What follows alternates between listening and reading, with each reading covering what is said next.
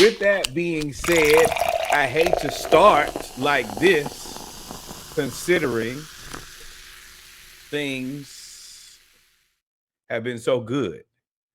With that being said, unfortunately, we have to give RIP to the big man, George Foreman, heavyweight champion, former heavyweight champion, Good Samaritan, all of the above. Unfortunately, passed earlier this week. This is a tough one. Yeah, I mean, it is 76 years old, two-time world champion, of course, the oldest man to win the heavyweight championship with his knockout of Michael Moore, which kind of, I don't want to say it solidified his reputation before it solidified his legacy boxing, because up until that point, he was known as the guy that got knocked out by the rope-a-dope, right?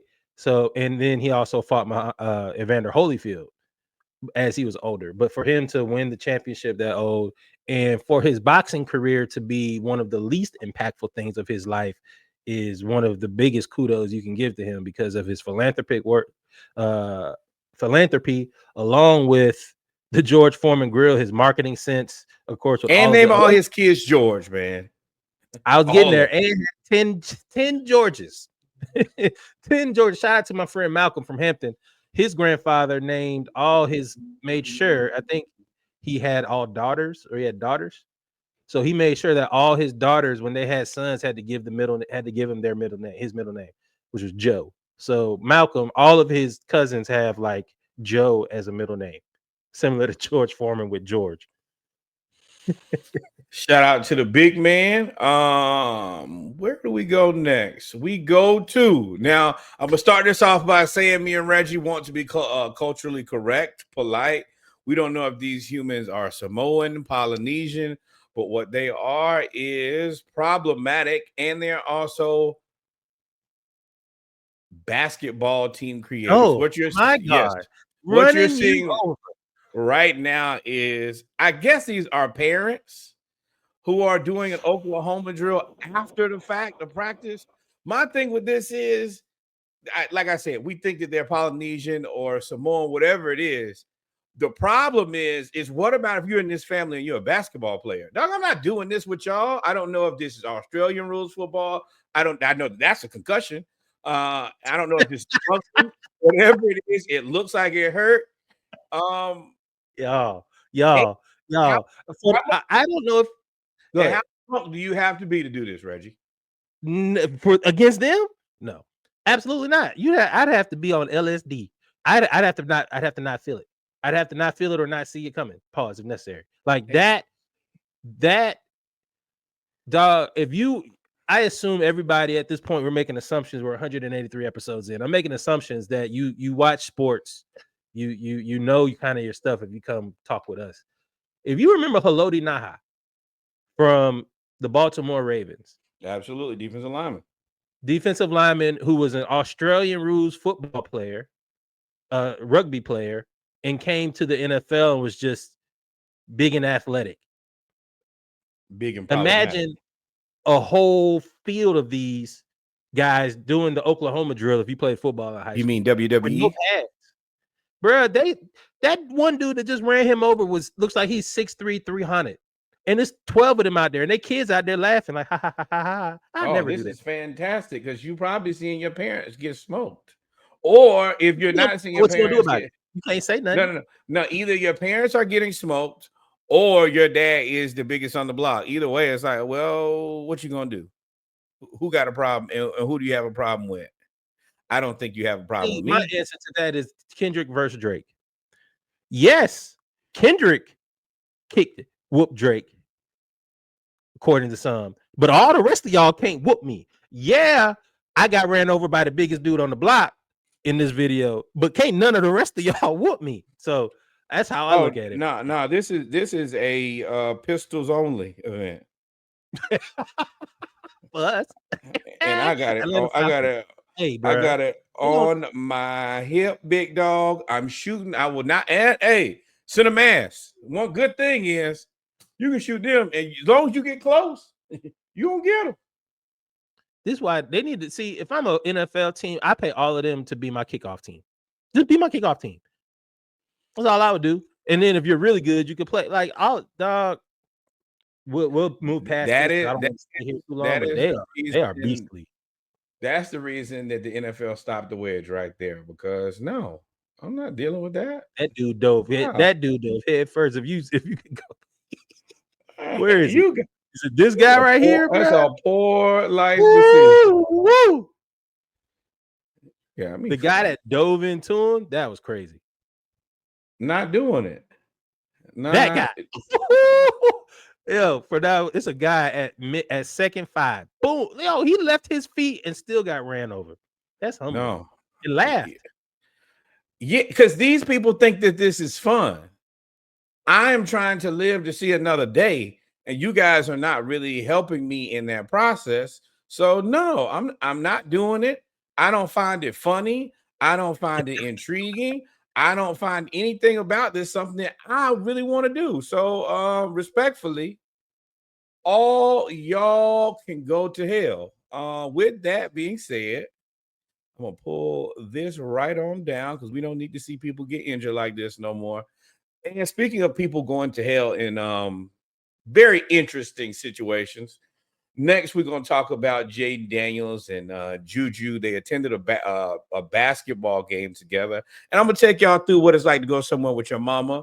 If your mama's anything like mine, this is the beginning.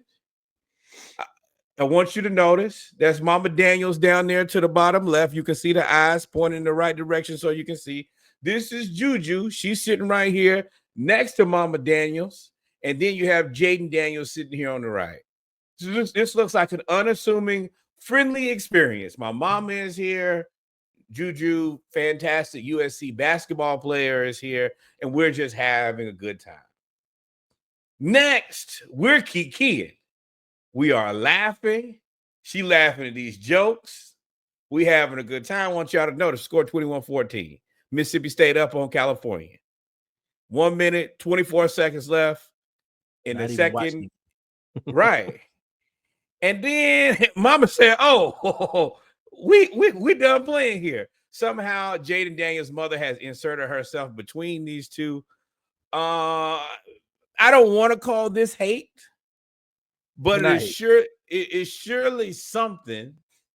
And I want to know how you feel about this, Reggie, as also as a man with a strong-willed mother and a parent.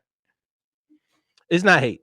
So the more I thought it was hate at first, I had all the jokes. And I'm going to say the jokes. Yeah, stay away from my son. He's 24. He's already got this money. Look at the fun. Look at the joy. You can see every tooth in his mouth. Too. Yeah, they're having good fun, but it's not hate because if you watch the video, she is sitting there and she's talking to both of them and she points to the camera.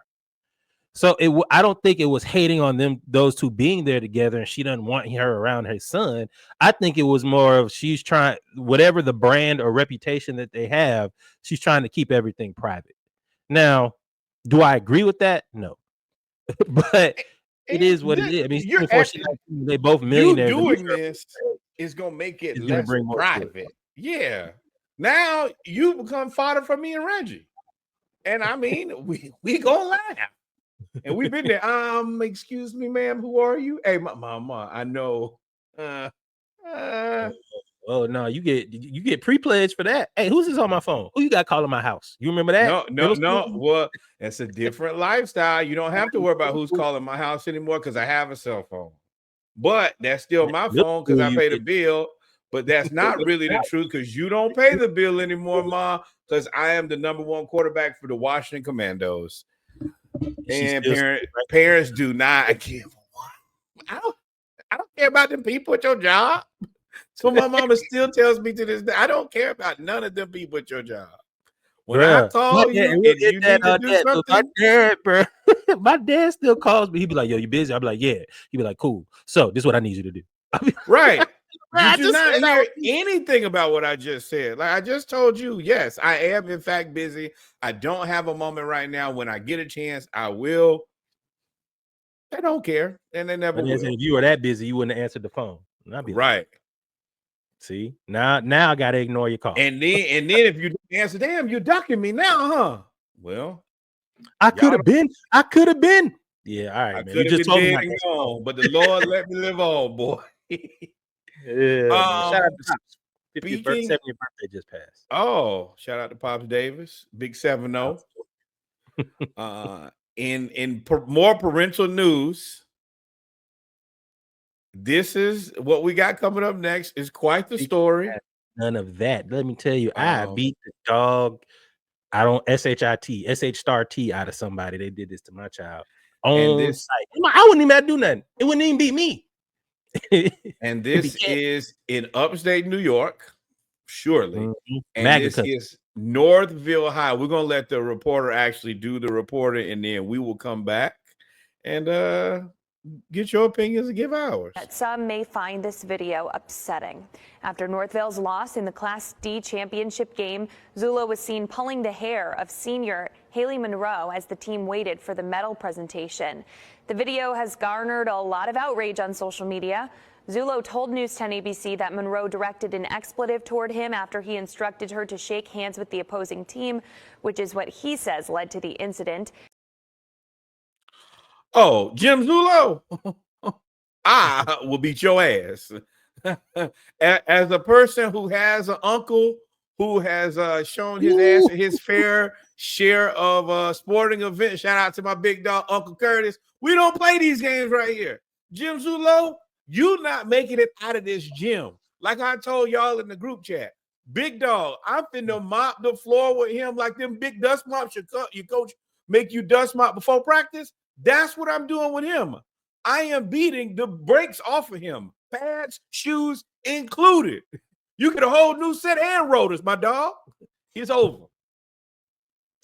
I don't know. I'm very. It would take me a moment to realize what just happened. Like I would be like, I'm finna sell y'all my bail money. Reeves, which coach did it? Candace would be like, did he just pull her hair? And before I could say yes, she would be in the air with the punch thrown. Like immediate. Let me tell you, and that run in my family, my grandmama. So my dad got in a fight in basketball.